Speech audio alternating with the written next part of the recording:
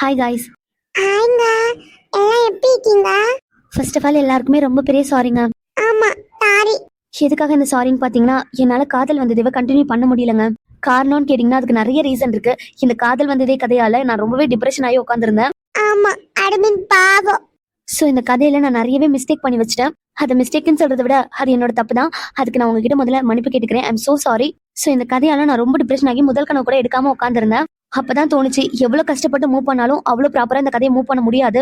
So இதுக்கு மேலேயும் இந்த கதையை நான் போட்டு இழுக்கிறத விட அதை நான் டிராப் அவுட் பண்ணிட்டு புதுசா கதை கொடுக்கலாம்னு நினைக்கிறேன். உங்களுக்கே நல்லா தெரியும், இந்த கதையில நான் மெயின் பேரை காட்டவே இல்லை. சொல்ல போனா மெயின் பேருக்கு தான் மெயினான கதை இருக்கு. சோ அதை நான் ஃப்ரெஷ்ஷா ஸ்டார்ட் பண்ணலான்னு இருக்கேன். எல்லார்கிட்டையும் நான் ரொம்ப ரெக்வஸ்ட் பண்ணி கேட்டுக்கிறேன், யாரும் தயவு செஞ்சு இந்த கதையை கண்டினியூ பண்ண மட்டும் சொல்லாதீங்க. ஏன்னா என்னால கண்டிப்பா கண்டினியூ பண்ணிட முடியாது. ஏன்னா நான் நிறைய தப்பு பண்ணிட்டேன். அது எல்லாத்தையும் என்னால கண்டிப்பா சரி பண்ண முடியாது. இந்த ஒரு விஷயத்தால நான் நிறைய டைம் டிப்ரெஷன் ஆகி உட்காந்துருக்கேன். ஆனா எப்படியோ கஷ்டப்பட்டு வீடியோ கொடுத்துட்டே தான் இருந்தேன். ஆனா ஒரு கட்டத்துக்கு அப்புறம் என்னால முடியல, மூவ் பண்ணவும் முடியல.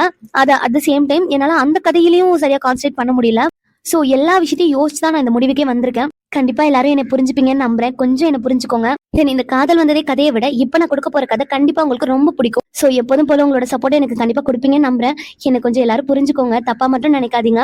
எல்லாமே என்னோட மிஸ்டேக் தான். மிஸ்டேக் எல்லாம் பண்ணிட்டு தப்பா நினைக்காதீங்கன்னு கேட்கறது தப்பு தான். இருந்தாலும் என்னங்க பண்றது, மிஸ்டேக்குங்கிறது லைஃப்ல எல்லாருமே எல்லா மனுஷங்களும் பண்ற ஒரு விஷயம் தான். அது மாதிரி தான் நானும் ஏதோ ஒரு இடத்துல மிஸ்டேக் பண்ணிட்டேன். என்ன தப்பா மட்டும் நினைக்காதீங்க.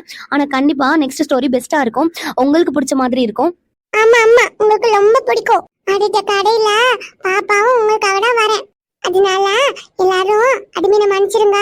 சாரிப்பா. அப்புறம் நாங்க சீக்கிரமாவே உங்களை வந்து பார்க்க வரோம். ஆமாங்க, முடிஞ்ச வரைக்கும் இன்னைக்கு சாயந்தரமே டைட்டில் சாங் கொடுக்கறதுக்கு நான் பாக்குறேன். அப்படி இல்லைன்னா நாளைக்கு டைட்டில் சாங் வரும், அதுக்கு அடுத்த நாள் ஃபர்ஸ்ட் எபிசோட் வரும். ஓகேங்க, கண்டிப்பா உங்களோட ஆதரவை எனக்கு கொடுப்பீங்கன்னு நம்புறேன். Thank you guys. தேங்க்யூ.